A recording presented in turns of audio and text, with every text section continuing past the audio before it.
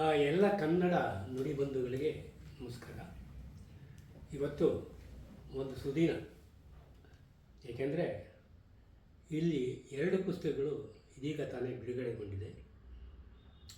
ಇದಕ್ಕೆ ಕಾರಣಕರ್ತರಾದವರು ಗೆಳತಿ ಆಶಾ ರಘು ಅವರು. ನನಗೆ 2 ಪುಸ್ತಕಗಳನ್ನ ಅವಲೋಕಿಸಿ ನನ್ನ ಅಭಿಪ್ರಾಯ ಸಂಗ್ರಹ ಮಾಡ್ಕೊಳ್ಳೋಕ್ಕೆ ಸಾಕಷ್ಟು ಸಮಯ ಇರಲಿಲ್ಲ.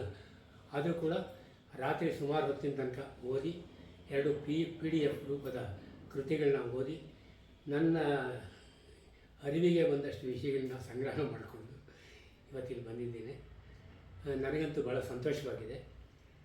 ಒಂದು, ಭೈರಪ್ಪನವರು ಇತ್ತೀಚೆಗಷ್ಟೇ ನಮ್ಮನ್ನು ಅಗಲಿದರು. ಮಹಾನ್ ಕಾದಂಬರಿಕಾರರು, ವಿಶ್ವಮಟ್ಟದ ಕಾದಂಬರಿಕಾರರು ಅಂದರೆ ತಪ್ಪಾಗೋದು. ಅವ್ರನ್ನ ಕಳ್ಕೊಂಡು ನಮಗೆ ದುಃಖವಾಗಿದೆ. ಅಂಥ ಒಂದು ಪರಿಸ್ಥಿತಿಯಲ್ಲಿ ಒಂದು ಭಾವನಮನ, ಅದಕ್ಕೆ ಭಾವತಂತು ಅಂತ ಕೊಟ್ಟಿದ್ದಾರೆ.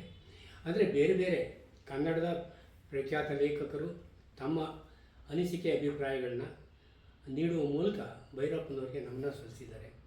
ಅಂಥ ಸುಮಾರು 17 ಲೇಖನಗಳು ಭೈರಪ್ಪನವರಿಗೆ ಭಾವತಂತು ಎಂಬ ಸಂಪಾದಿತ ಪುಸ್ತಕದಲ್ಲಿದೆ. ಅದರಲ್ಲಿ ಆ 17 ಪೈಕಿ ಆಶಾ ರಘು ಅವರೇ 2 ಲೇಖನಗಳನ್ನು ಬರೆದಿದ್ದಾರೆ. ಅದು ವ್ಯಕ್ತಿತ್ವ ಕುರಿತಾಗಿರ್ಬೋದು ಅಥವಾ ಕಾದಂಬರಿಗಳ ಕುರಿತಾಗಿರ್ಬೋದು. ಆದರೆ ಒಂದು ನಾಜೂಕಾಗಿ ಇವರು ಸಂಪಾದಕತ್ವ ಮಾಡಿರೋದು ವಿಷಯ ಏನು ಅಂದರೆ, ಏನಾದರೂ ವಿವಾದಾತ್ಮಕ ವಿಚಾರಗಳು ಬಂದಾಗ ಅದನ್ನ ಬದಿಗಿಟ್ಟು ಸಕಾರಾತ್ಮಕವಾಗಿರುವಂಥ ವಿಚಾರಗಳನ್ನು ಮಾತ್ರ, ಏಕೆಂದರೆ ಭೈರಪ್ಪನವರ ಘನತೆಯನ್ನು ಕಾಪಿಡುವಲ್ಲಿ ಎಚ್ಚರಿಕೆ ವಹಿಸಿ ಸಂಪಾದಕತ್ವ ಮಾಡಿದ್ದಾರೆ. ನಾನು ಹಲವಾರು ಅಂಥ ಲೇಖನಗಳನ್ನ ಓದಿದೆ. ಭಾಳ ಖುಷಿ ಕೊಡ್ತು ನನಗೆ. ಭೈರಪ್ಪನವರು ನಾವೆಲ್ಲ ಮೊದಲಿಂದ ಓದ್ಕೊಂಡು ಬಂದಿರೋರು, ನಮ್ಮ ಅಭಿಮಾನಿ ಲೇಖಕರು. ಆಮೇಲೆ ಇನ್ನೊಂದು ವಿಚಾರ ಹೇಳ್ತೀನಿ. ನಾನು ಹೈಸ್ಕೂಲಲ್ಲಿ ಸಂಸ್ಕೃತ ವಿದ್ಯಾರ್ಥಿ. ಹಾಗಾಗಿ ಒಂದು ಶ್ಲೋಕದ ಮೂಲಕ ಈ ಭೈರಪ್ಪನ ಕುರಿತಾಗಿ ಮಾತಾಡ್ತೇನೆ. ಏಕಂ ಸತ್ ವಿಪ್ರ ಬಹುಧೋ ವದಂತಿ ಅಂತ. ಸತ್ಯ ಒಂದೇ ಆದರೂ ಜ್ಞಾನಿಗಳು ಅದನ್ನು ಬೇರೆ ಬೇರೆ ರೀತಿಯಲ್ಲಿ ಅರ್ಥೈಸ್ತಾರೆ. ಹಾಗೆ ಭೈರಪ್ಪನವರ ಮಹಾಪ್ರಬಂಧ ಕೂಡ PhDಗೆ ಸತ್ಯ ಮತ್ತು ಸೌಂದರ್ಯ. ಅವರು ಕಾದಂಬರಿಗಳಲ್ಲಿ ಕೂಡ ಕಾಣುವಂಥದ್ದು ಅದೇನೆ. ಸತ್ಯಾನ್ವೇಷಣೆಗಾಗಿ ಅವರು ಬಹಳ ದೂರ ಹುಡುಕೊಂಡು ಹೋಗ್ತಾರೆ. ಒಂದು ಕಲಾ ತಪಸ್ವಿ ಇದ್ದಾಗೆ, ಸಾಹಿತ್ಯ ತಪಸ್ವಿ ಇದ್ದಾಗೆ ಅವರಿಗೆ ಅದಕ್ಕಾಗಿಯೇ ಏಕಾಂತ ಬಯಸ್ತಾರೆ ಅವರು.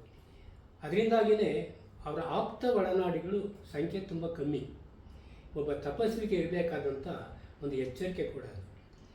ಆಮೇಲೆ ಎರಡನೇದಾಗಿ ಕಾದಂಬರಿಗಳಲ್ಲಿ ಏನಿರಬೇಕು ಅಂದಾಗ ಅವರು ರಸಪ್ರಜ್ಞೆ ಇರಬೇಕು. ಮುಖ್ಯವಾಗಿ ವಿಶೇಷವಾಗಿ ಮಂದ್ರ ಓದುವಾಗ ನನಗೇನು ಅನ್ನಿಸ್ತು ಅಂದರೆ, ಈ ಸಪ್ತ ಸ್ವರಗಳ ಕುರಿತಾಗಿ ರಸಗಳನ್ನ ತುಂಬಿರುವಂಥ ಪಾತ್ರಗಳನ್ನ ಸೃಷ್ಟಿಸಿದಾರಲ್ಲ, ಅದು ಭಾಳ ಅತ್ಯುತ್ತಮವಾದ ಕೆಲಸ, ಮೆಚ್ಚುವಂಥ ಕೆಲಸ. ಮಂತ್ರದಲ್ಲಿರ್ತಕ್ಕಂಥ ಗಟ್ಟಿತನ ಅದೇನೆ.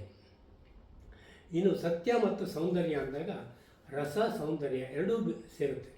ಹಾಗಾಗಿ ಅವರ ಕಾದಂಬರಿಗಳಲ್ಲಿ, ಬಹುತೇಕ ಕಾದಂಬರಿಗಳಲ್ಲಿ ಸತ್ಯಾನ್ವೇಷಣೆ, ರಸಪ್ರಜ್ಞೆ ಮತ್ತು ಸೌಂದರ್ಯ, ಈ 3 ಅಂಶಗಳನ್ನ ಕಾಣ್ಬೋದು.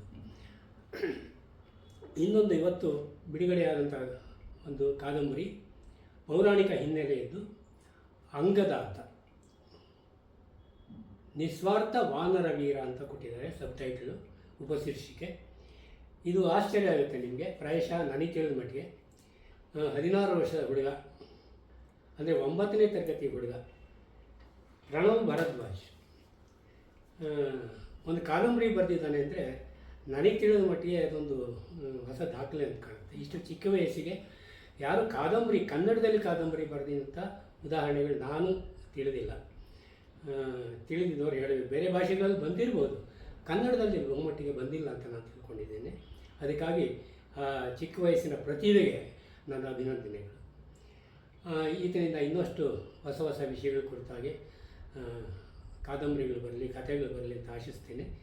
ಅವರಿಗೆ ಎಲ್ಲ ಒಂದು ಹಾರೈಕೆಗಳನ್ನ ತಿಳಿಯಬಯಸ್ತೇನೆ. ಈ 2 ಕಾದಂಬರಿಗಳನ್ನ ಓದಿದ ಮೇಲೆ ಬೇರೆ ಬೇರೆ ಅಭಿಪ್ರಾಯಗಳನ್ನ ಬರ್ಬೋದು. ಆದರೆ ನನ್ನದೇ ಅಭಿಪ್ರಾಯಗಳನ್ನ ತಿಳಿಸಿ ನಾನೊಂದು ಲೇಖನ ಮಾಡ್ತೀನಿ.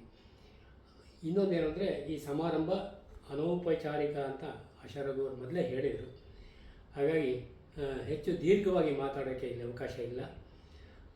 ಇದು ತುರ್ತಾಗಿ ಆಗಬೇಕಾದ ಕೆಲಸ ಆದ್ದರಿಂದ ಈ ಕಾರ್ಯವನ್ನು ನೆರವೇರಿಸೋದ್ರಲ್ಲಿ ನನಗೆ ತುಂಬ ಸಂತೋಷ ಕೊಟ್ಟಿದೆ.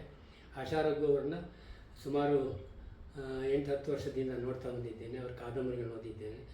ಅವರ ಗತ,